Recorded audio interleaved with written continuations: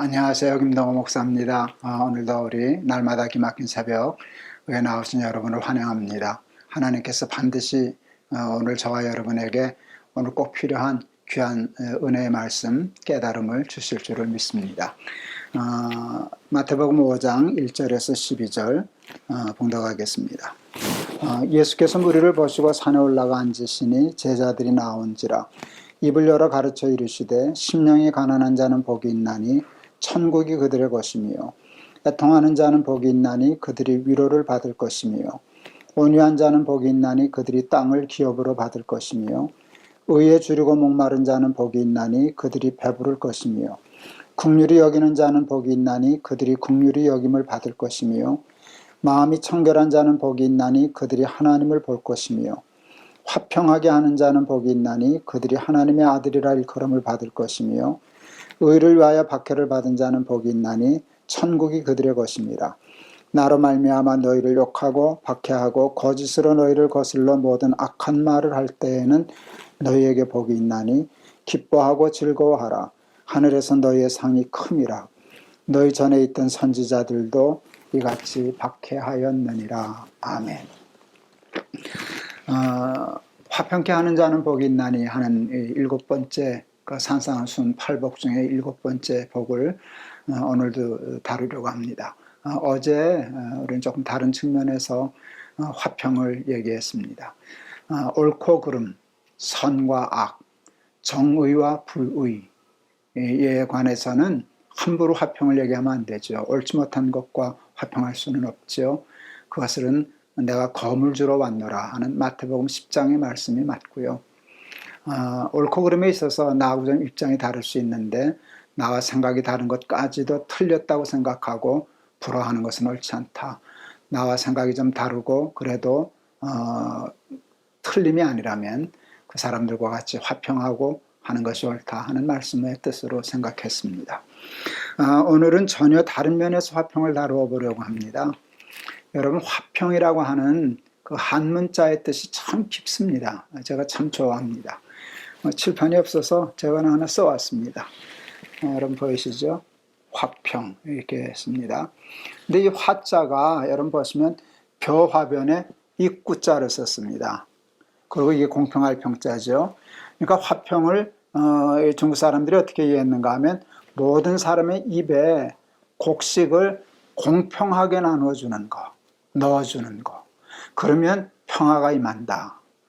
저는 이 뜻이 얼마나 좋은지 모르겠습니다. 제가 아이들 기를 때 이제 꼭 가르쳐주고 싶었던 게 있었고 저도 삶을 실천해서 아이들에게 본을 보이고 싶었던 것 중에 하나가 하나님이 우리에게 주신 것 중에는 가난한 자의 몫이 있다 하는 걸 꼭 가르쳐주고 싶었습니다. 그래서 일정 부분은 가난한 사람들을 위해서 흘려보내고 또 이렇게 떼어서 보내는 그런 연습을 하고 훈련을 하도록 했습니다. 그래야 많은 사람의 입에 곡식이 들어가고 그래야만 세상이 더 화평스러워질 것이기 때문이었습니다. 우리 레위기 19장에 보면 참 귀한 말씀이 있죠.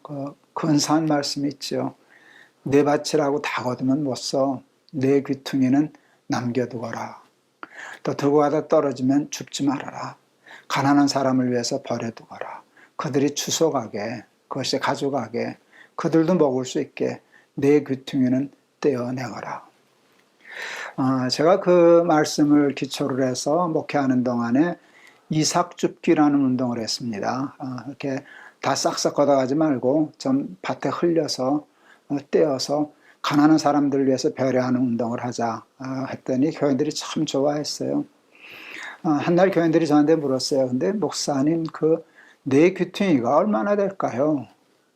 저도 생각지 않았었는데 여쭤보시길래 내 귀퉁이가 얼마나 되나 했더니 계산을 해보니까 깜짝 놀랐습니다. 귀퉁이라 그래서 우습게 생각했더니 계산을 해봤더니 만만치 않은 액수였습니다. 초등학교 수학이 동원이 되더라고요. 여러분, 내 귀퉁이를 계산하려면 정사각형의 밭에서 그 내접한 원을 계산하면 됩니다. 그렇게 하면 내 귀퉁이가 떨어지거든요. 근데 여러분 정사각형에서 내접한 원의 면적을 계산하는 공식이 반지름 곱하기 반지름 곱하기 3.14 아닙니까? 여러분 가로가 10, 세로가 10이라고 하는 밭이 있다면 그게 이제 100이라는 면적의 밭이 될 것입니다. 그 100이라고 하는 정사각형 가로 세로가 10인 밭의 네 귀퉁이를 계산하려면 원을 계산해야 되는데 그렇게 되면 5제곱 파이가 될 것입니다. 그렇게 하면 계산해 보니까 간단해요. 78.5가 나오더라고요. 여러분 건 뭔가 하면 네 귀퉁이가 21.5%라는 얘기예요. 깜짝 놀랐습니다. 이게 뭐 주머니에서 동전 몇 푼 꺼내서 주는 그런 정도가 아니라 굉장히 부담스러운 것을 하나님이 명령하셨구나 하는 것을 알게 되었습니다. 그것을 숫자대로 교인들에게 강요하는 건 좀 어려웠습니다. 그런데 좀 여유 있는 사람들은 그렇게 살아도 되지 않을까 생각하고 저희들은 저희 집에서는 한번 도전해 보려고 평생 노력하며 살았습니다. 저는 이 레위기 19장의 그보다 더 강력한 화평의 말씀은 신년이라고 생각했습니다. 여러분 신년을 평화의 해를 선포하는 것이라 그러시지 않았습니까? 여러분 신년은 정말 실천하기 거의 불가능한 제도입니다. 지금 현재 우리들의 세상에서는. 근데 하나님이 이스라엘 백성들에게 가르쳐 주신 것은 50년 되는 해에는 그동안 사들였던 모든 밭이나 농지 다 원주인에게 돌려주고 종으로 삼았어도 다 해방시켜 주거라. 50년이 돼서 신년이 되는 해에는 다시 본래 하나님이 이스라엘 백성들에게 땅을 나누어주고 하던 원 상태로 돌아가는 것입니다. 그러니까 그들이 만일 땅을 사고 판다 그랬을 때 영원한 소유권을 파는 것이 아니라 50년, 그 신년이 되는 해까지의 남은 횟수를 계산해서 그 사용료를 사고 팔았지 토지 전체를 사고 파는 일의 개념은 없었습니다. 그러니까 종도 마찬가지입니다. 몇 년 동안에 그 사용할 수 있는 고난이었습니다. 살다 보면 어떤 사람은 부자도 되고 어떤 사람은 가난하게도 되고 어떤 사람은 성공도 하고 어떤 사람은 실패도 합니다. 어느 곳에나 어느 시대나 가난한 사람은 있을 수 있고요. 또 이유가 어디 있든지 간에 자신에게 이유가 있든지 사회에 이유가 있든지 간에 실패한 사람들은 있게 마련입니다. 그런데 여러분 가난한 자와 실패한 사람들에게 희망이 없다면 그것을 회복할 수 있는 희망이 없다면 여러분 그 사회는 점점 불안한 사회가 되고 맙니다. 그들은 이판사판이 되지 않겠습니까? 이왕 이렇게 죽을 바에는 여러분 공격할 겁니다. 있는 사람의 것을 빼앗으려고 할 것입니다. 그래서 전쟁도 일어날 것이고요. 그래서 불화도 일어나게 될 것입니다. 모든 사람의 입에 곡식이 공평하게 돌아가지 않으니까 그럴 때 나타나는 것은 불화일 것입니다. 그런데 신원의 제도가 실천된다면 실패한 사람, 가난한 사람, 팔 것이 없어서 자기 몸을 종으로 판 사람도 늘 희망이 있습니다. 몇 년만 견디면 돼. 몇 년만 참으면 돼. 나는 이제 나이가 많아서 신년까지 희망이 없지만 그래도 내 자식은 나처럼 살지 않아도 돼. 다시 회복이 되는 날이 오기 때문에 희망이 있으면 여러분 그 희망은 평화의 씨앗이 될 것입니다.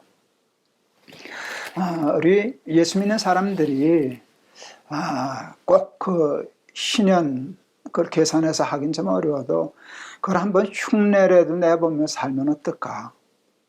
또 이삭 죽기 내 귀퉁이는 나는 좀 전략하고 조금 아끼고 줄이고 그래서 늘 가난한 사람을 위해서도 일하는 몫이 있으면 좋지 않을까? 그게 예수님이 말씀하신 화평케 하는 자는 복이 있나니 저가 하나님의 아들이라 일컬음을 받을 것이며 하는 말씀에 실천이 되지 않을까 싶습니다. 여러분 말로 개념으로 정신으로 화평을 얘기하는 건 누가 못하겠습니까? 근데 평화는 화평은 그렇게 쉽고 만만한 것이 아닙니다. 부족하지만 이삭 죽기 정신 삶에 실천해 보려고 애썼습니다. 그리고 은퇴를 기점으로 신현 흉내도 내보았습니다. 여러분, 신현은 가난한 사람에게 복음입니다. 있는 사람에게는 별로 기분 좋은 제도는 아닙니다. 자기 열심히 노력해서 얻었던 것을 다 놔주어야 하는 것이기 때문입니다. 그래서 부자들은 신현 싫어합니다. 가난한 자들이 신현을 좋아하지요. 저는 목사이지만 제가 무슨 큰 부자는 아니지만 그래도 생각을 해보니까 신현이 실천되면 손해나는 쪽의 사람이지 이익 보는 사람은 아닙니다. 저는 떼서 돌려주어야 할 사람이지 제가 더 받아야 할 것은 없는 사람이더라고요. 그런데 제 양심을 걸고 그럼에도 불구하고 나는 신현이 가난한 사람에게만 좋은 것이 아니라 나에게도 있는 사람에게도 가진 사람에게도 좋은 일이라 생각했어요. 그게 뭔지 아세요? 그게 평화거든요. 여러분, 그렇게 되면 우리 손주들, 우리 손녀딸들 안심하고 키울 수 있는 세상 되지 않겠습니까? 내 욕심 부리고 내가 벌어서 내가 쓰는데 왜 그래? 뭐 너희들 가난한 게 내 탓이야? 그러고 살 수 있지만 여러분, 그렇게 되면 점점 사회는 불안한 사회가 되고 내 아이들은 위험한 세상에서 살아가야 되지 않겠습니까? 화평케 하는 자는 복이 있나니 저가 하나님의 아들이라 일컬음을 받을 것이다. 이게 굉장히 중요한 말씀입니다. 하나님의 사람들은 정말 저가 하나님을 믿는다면, 하나님을 정말 아버지로 섬기고 자기들이 하나님의 아들이라 생각한다면, 자녀라 생각한다면 그렇게 살아야 한다. 화평케 하는 사람이 되어야 한다 하시는 말씀인데, 우리 어려워도 한번 도전해 보시면 어떨까요? 그래서 여러분, 좀 더 좋은 차 타고 더 좋은 집에서 살고 더 풍족하게 사는 것보다 여러분, 그래도 아이들 안심하고 평화롭게 가진 자와 가지지 못한 자, 높은 자와 낮은 자, 힘 있는 사람과 없는 사람이 함께 그래도 사이좋게 뒹굴며 사는 세상이 되면 얼마나 좋을까요? 제가 가끔 설교 중에 얘기했었는데요. 저희는 참 가난했었고요. 저희 외갓집은 부자였어요. 저희 기준으로 보면 엄청 부자였어요. 그런데 저는 우리 외갓집과 우리 집은 참 사이가 좋았어요. 우리 삼촌들은 어떻게 하든지 우리 가난한 우리를 도와주려고 애를 썼고요. 우리 어머니는 어떻게 하든지 스스로 살려고 했었고요. 영안에서는 돈 받으려고 하지 않았고요. 서로 잘 된 거예요. 반대가 되는 경우가 참 많은데 우리는 정말 그 반대의 반대로 살았어요. 그래서 가진 부자 삼촌 댁과 외가 댁과 우리 집의 사이가 좋았고요. 지금까지 좋습니다. 지금까지 좋습니다. 그래서 그 가진 우리 외갓집이 늘 우리를 배려하고 도와주려고 했기 때문에 가난한 우리와 사이에 평화가 이루어졌고요. 정말 아름다운 사회가 이루어졌어요. 전 그래서 어렸을 때, 중고등학교 때 우리 친구들이 부자를 도둑놈, 부자들이 사는 동네를 도둑촌, 그러는 거를 개념적으로 이해를 못했어요. 제 마음속에는 부자는 좋은 사람인데, 왜? 우리 삼촌이 부자였고 우리 삼촌이 나한테 좋은 사람이었기 때문에. 그런 그 정신이, 그런 사람들이 있었는데요. 그래서 이게 불가능한 그냥 생각으로만의 일이 아니라 조금만 노력하고 기도하면 실천 가능한 일이다. 우리 집안에서 이루어졌었으니까. 우리 그것을 한번 실천하면서 예수 믿는 사람답게 있는 자와 없는 자가 서로 엉켜서 평화하며 하나님의 나라를 이루어 살아가는 저와 여러분들이 되실 수 있기를 바랍니다. 우리 찬송가 516장 골랐어요. 옳은 길 따르라 의의 길을 하는 것인데요. 우리 제가 한번 불러보겠습니다. 옳은 길 따르라 의의 길을, 세계 만민의 참된 길, 이 길 따라서 살기를 온 세계에 전하세.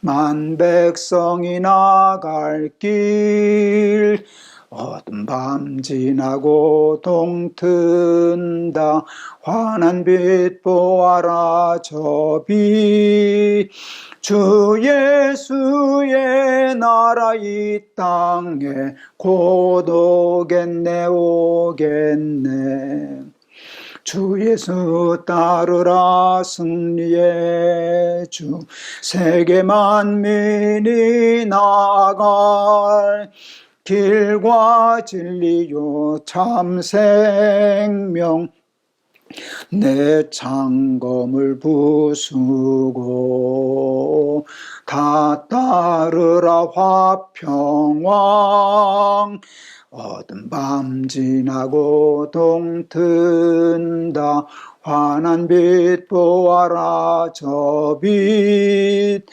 주 예수의 나라 이 땅에 곧 오겠네 오겠네 놀라운 이 소식 알리어라 세계 만민을 구하려 내 주 예수를 보내신 참 사랑의 하나님 만 백성이 따를 길 어두운 밤 지나고 동튼다 환한 빛 보아라 저 빛 주 예수의 나라 이 땅에 곧 오겠네 오겠네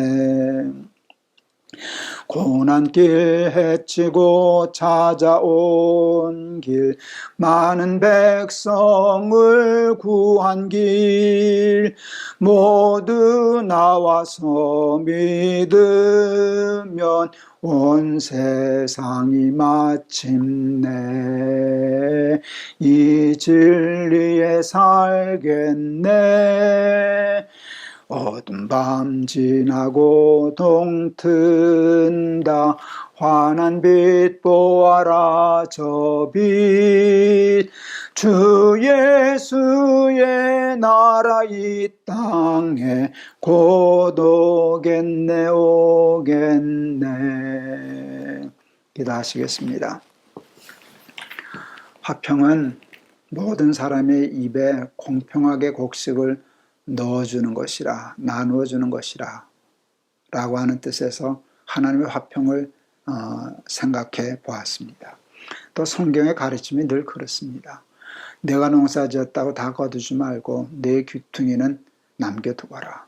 가난한 사람들도 먹고 살 수 있게 내가 배려해 주거라. 50년 동안 열심히 재산을 모았으면 50년은 내가 쓰되 50년이 되는 해에는 다시 다 돌려주거라. 그래서 가지지 못한 사람, 실패한 사람, 넘어진 사람들에게도 희망을 갖는 평화의 해를, 신년의 해를 선포하거라. 죄로 말미암아 오염된 우리의 삶에 도저히 불가능해 보일 것 같은 말씀이지만 하나님 한번 발버둥이라도 쳐볼 수 있게 해 주시옵소서. 그래서 세상 사람들에게 저들은 정말 하나님의 아들이라고 이렇게 일컬음을 받게 하시고 그것 때문에 이 땅에 불화가 그치고 평화, 하나님의 나라가 임재하게 하여 주시옵소서. 거기에 쓰임받을 수 있는 우리 날마다 기막힌 새벽, 우리 사랑하는 친구들 되게 하여 주시옵소서. 예수 그리스도 이름을 받들어 기도하옵나이다. 아멘. 여러분 감사합니다. 벌써 우리 날마다 기막힌 새벽이 122회째 녹화를 했습니다. 이렇게 해를 거듭할수록 마음의 부자가 되는 느낌이에요. 벌써 120번을 넘어 했네. 그때마다 또 하나님의 은혜를 주셨네 라고 생각해서 참 감사합니다. 시간이 가면 사실은 시청률이 좀 떨어져야 되는데 감사하게도 조금씩 더 느네요. 그게 너무 기쁩니다. 하나님의 말씀을 사랑하는 사람이 많다는 것이 얼마나 희망적인지 모릅니다. 여러분 이 날마다 기막힌 새벽을 통해서 하나님의 뜻을 깨닫고 그 뜻대로 살아서 승리하는 저와 여러분 되시기를 바랍니다. 여러분 감사합니다. 여러분 사랑합니다.